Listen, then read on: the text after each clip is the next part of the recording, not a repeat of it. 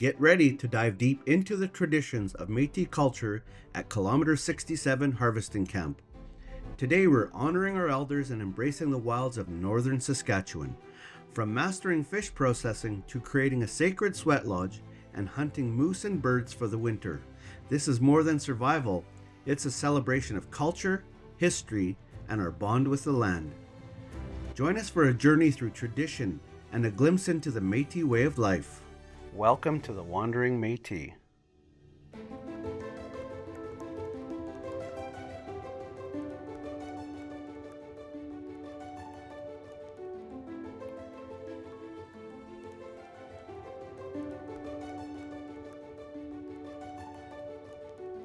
Looks like they smoking some moose. Must have got a moose, I guess. Looks yummy. Slowly smoking it. We're here with the camp boss, Laura Boyd.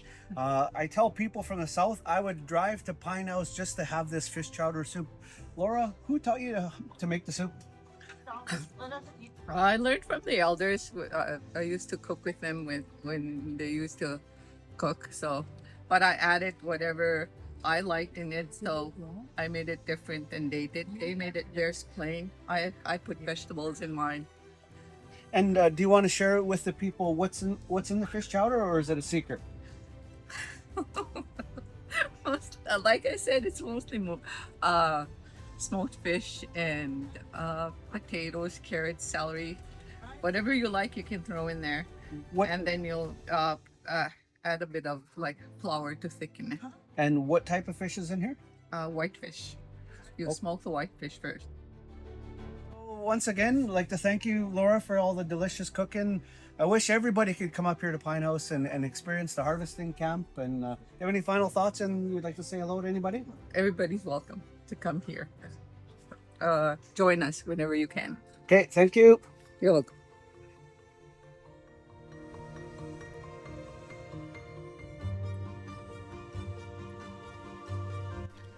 We're here. We started it quite a few years ago. Not that we haven't practiced our ways, living off the land, especially in the fall. We get together with the community to be able to go harvesting moose, fish, and we all share the food and take some home to the family back home.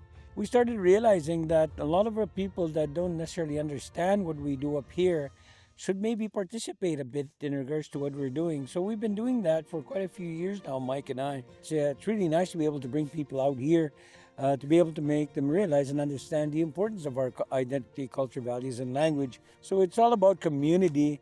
But for me, it's always been showing the Southern people, especially in politics where I work with people, to be able to know where I come from, that when I speak of what we do, they actually can see it and feel it, and hopefully maybe do a little bit fishing at the same time. Everybody joins in. You know, that was the second moose at this camp in the last week. Everybody pitched in. They had all the meat done already, and there was a bunch of fish that we brought in from fishing yesterday on the Churchill River system. Brought those home. They're all done now. There was smoked fish too at the same time from Pinehouse Lake. They're all done now. So when everybody pitches in, it's a lot faster.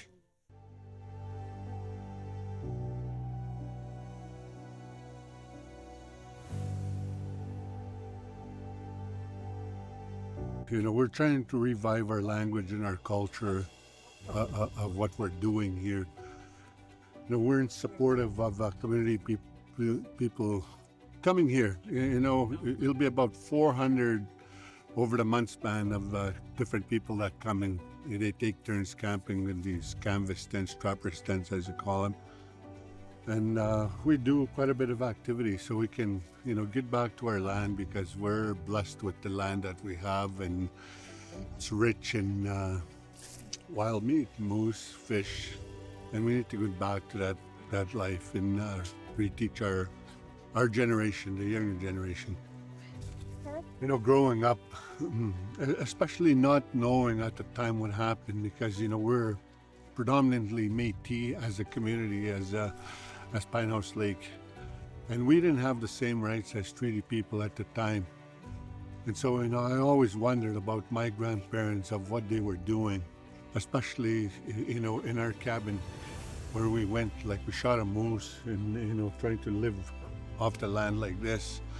And I didn't understand why we were not in our cabin when my mom, my grandmother, was smoking moose meat during the night. Hiding from the resources because our rights were not the same as treaty people at the time. That I did not understand till I was closer to 40 years of age when I recall what was happening, why we fished during the night and smoking fish at night. And that's why a lot of our people trace back now to have their treaty rights so they can have those hunting rights.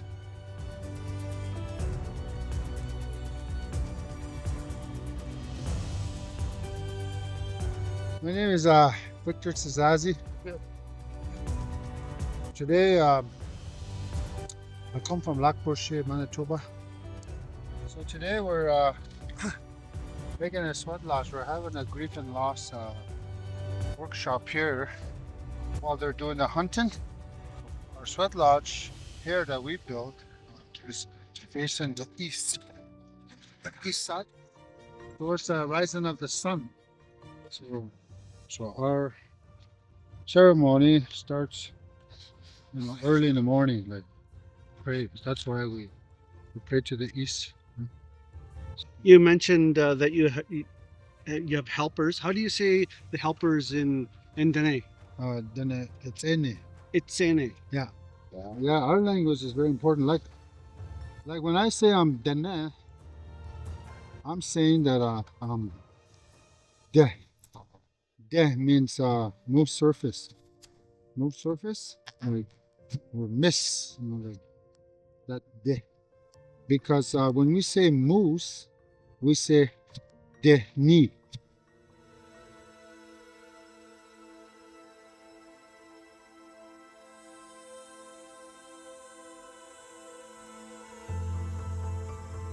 So I'm here with, what's your name again? Jackie. Jackie. Just eating Diane. Diane. So Diane, what are you doing right now? Scaling fish. White Okay. fish. And then who taught you these skills? Watch and learn. I'm learning, but who taught you? Linda. She's here right now. And how long have you been doing this? What, 15 years? Do you enjoy passing these skills on to the next generation? Yeah, Leanne, watch and learn. And Leanne's over there Yeah, smiling. right there. She's having. She's got to watch and learn. And then, so what will you do with the whitefish after now that you're done scaling and Dry fish. Make dry fish. I'm making dry fish. Then, so you've done scaling your fish. Now, what are you doing? Making dry fish. Okay, and what's the process now to make the dry fish? Just, you have to watch me. Okay, I'm watching, trying to learn. Everybody makes their dry fish different. So did you get these skills from your mother or anybody? My grandma, my mother, make dry fish. My grandma mostly.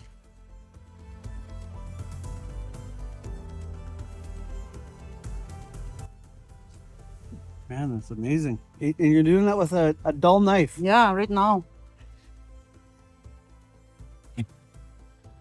No bones?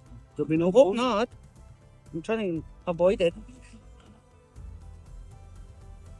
What was your grandmother's name that taught you these skills? Josephine Axis. Apsis? Yeah.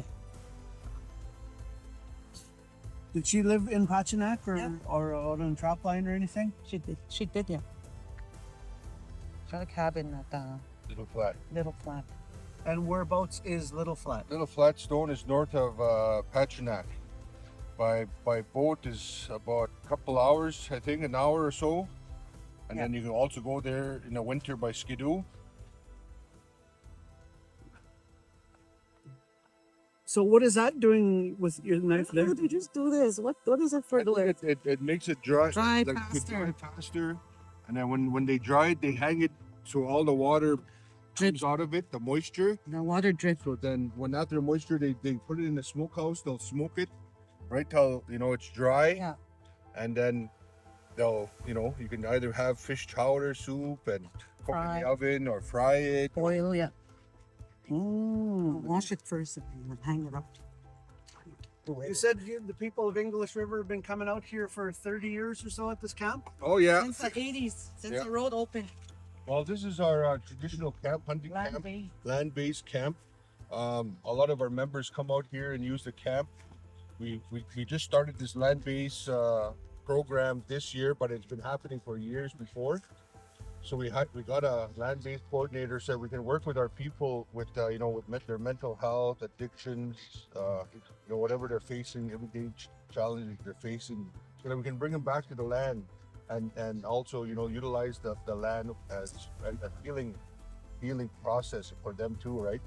So right now we have some families here, bereavement families that they're just working with. And also then next week we're having our students come out here learning the land base, and Their annual students. Annual students, they usually come, they'll go hunting, fishing, and then just do the same process with them, what Diane and what they're doing up there when they do get a moose or caribou or fish. So that's what they teach the children. Okay, so what is bringing people out to the land do for them? Well, it brings brings them together as families, brings them together as hunt and all gather berries, prepare for the winter, getting their moose meat, getting their fish. When the high school kids come next week, will they be learning all the skills like Diane's doing here, cleaning the fish and moose meat and whatnot? Yes, they'll learn the process of going out there, setting the net, checking the net, coming back here to scaling, right, to fixing the fish. They'll observe and learn. Some of them will have hands-on trick. They'll do hands-on. A lot of them like learning, and same thing with hunting. We have a group of hunters that we bring, and they'll take them out on the land. It's either by quad or boat or by vehicle. They'll go out and do hunting, and so that's the whole process of this land base that we have here. Okay, so in your experience, how receptive are the kids to learning the traditional skills? They are receptive because this is an ongoing thing. It's not only in the fall, right? We have it in the summer, we have it in the fall, in the spring, in the winter. We also bring students out here in the winter to hunt caribou. We have skidoos. We take them out on the land and show them the land as well, so that when they get older, they know where they've been, and then they can teach it on to their kids as well. Okay. Yeah. And so when we arrived up at the lodge there, Archie's processing a caribou. When was the caribou shot? The caribou was shot yesterday night, last night, and the hunters was my father-in-law and my brother-in-law. They went out to Costigan Lake. They took the boat out there, and then last night they shot the caribou, and then today they're processing the meat.